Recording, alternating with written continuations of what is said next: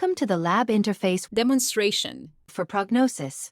To begin, log into Prognosis and access the lab order screen from the patient's chart. Let's walk through the layout of the lab order screen and create a lab order for an interfaced vendor. In the top left corner, you'll find the Add button. Click to open a blank lab order. You'll find the essential order identifiers. The order number is initially blank and auto-generates when the order is created. The order status is set to entered and updates once the order is saved. The order date defaults to the encounter date but can be modified using the calendar icon. The results by date indicates when the test results are expected. Ordering provider auto-populates based on who is logged in. The patient's name, date of birth, and gender are displayed below. The location defaults to the appointment location. Just below the order details is the lab selection section. Select the lab vendor. Select the urgency level from the type drop-down. Specify the sample type as either office or patient service center. The lab's account number auto-populates. The bill type choose from client, patient, or third party. To add lab tests, you can choose from preferred tests, all tests, or order sets.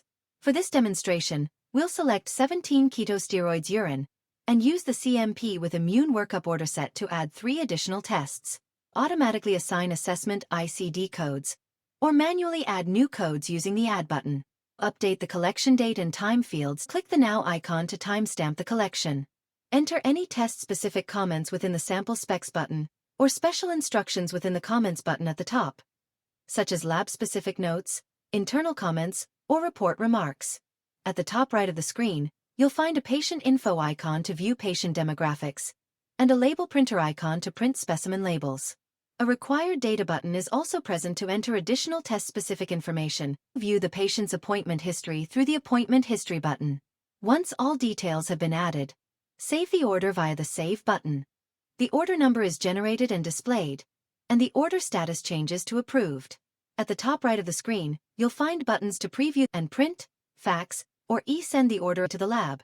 Upon successful transmission, the system displays a confirmation message, and the order status updates from Approved to Ordered e-sent. Now, let's move on to managing incoming lab results. Once the lab order is e-sent, the lab processes it and sends the results electronically to the clinic. These results are automatically received in Prognosis through the HL7 interface. You can access lab results from within the encounter by selecting Lab Results from the Encounter TOC.